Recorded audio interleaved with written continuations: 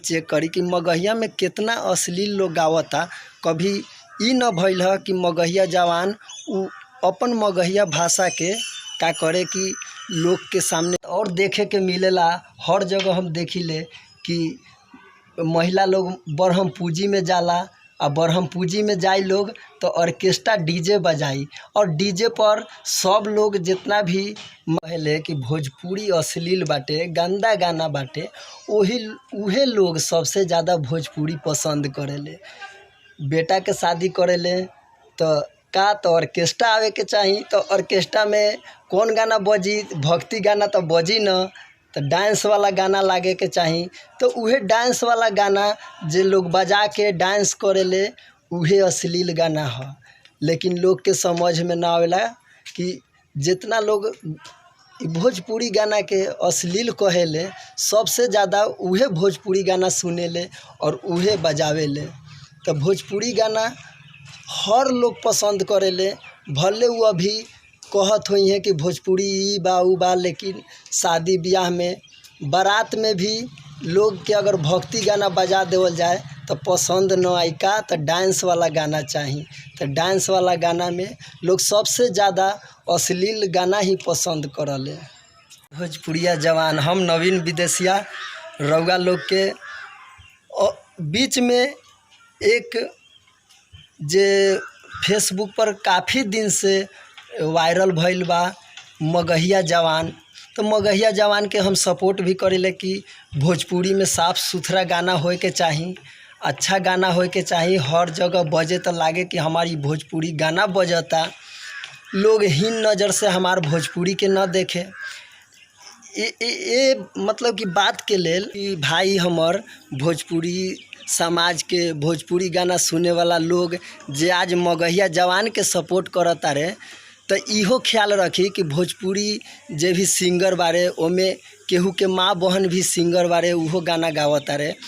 तो उ लोग के ई दोनों भाई गाली देता रे, तो का केहू के बेटी बहन के गाली देवल ई अश्लीलता नहीं खे?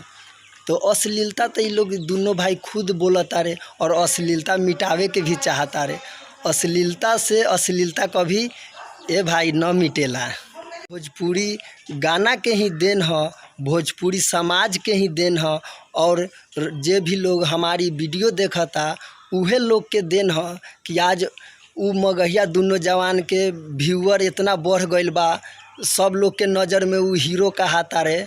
तो ई भोजपुरी के देन ह, ई मगहिया भाषा के, मगहिया जवान के, मगहिया समाज के देन है। भोजपुरी के बदौलत आज उ दोनों भाई स्टार कहाता रे। मगहिया जवान अपन यूट्यूब के चैनल चमकावे खातिर का करता रे कि भोजपुरी के बदनाम करे पर लागल बारे। भोजपुरी के भक्ति गाना आज भी हर जगह बजेला, शादी ब्याह में भी बजेला। बहुत अच्छा भोजपुरी गाना है। एक दूगो अगर ओमे हो सके कोई वैसन घटिया मतलब कि सिंगर लोग गा देवेला तो ओकर तो व्यूअर भी नहीं बढ़ेला। जे अच्छा गाना गाई, जे अच्छा मतलब कि गाना यूट्यूब में लाई, तो लोग अपने देखी, उ चैनल के व्यूअर बढ़ी।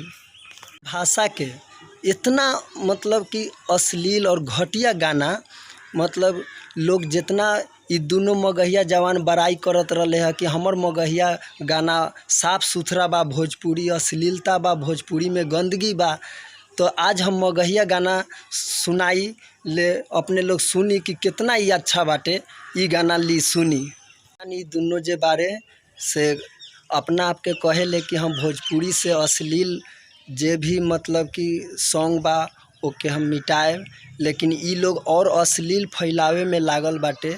फेसबुक पेज पर खाली अश्लील बात बोले ले और अश्लीलता के परोसे ले, जेकरा कारण भोजपुरी के लोग अश्लीलता के नज़रिया से देखता। तो उ दोनों मगहिया जवान से हमरा रिक्वेस्ट बा कि भोजपुरी में जे अच्छा गाना बा, बढ़िया गाना बा, ओकरो के तनिका देखाई कि भोजपुरी में कौन कौन गाना बा। अपन मगहिया जे गाना बाटे उहो तनी चेक करी कि मगहिया में कितना अश्लील लोग गावता। कभी ई न भइल ह कि मगहिया जवान उ अपन मगहिया भाषा के का करे कि लोग के सामने पेश करे, न पेश करे के चाहता। भोजपुरिया जवान का हाल बा। आज कुछ विशेष बात करे के बा। ई चैनल पर भोजपुरी के लोग अश्लीलता के नाम दे देले बा।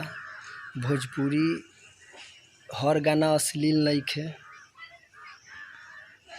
भोजपुरी को अश्लील बनाने के लिए ये दो बंदे भिड़े हुए हैं और भोजपुरी का नामो निशान मिटाना चाह रहे हैं।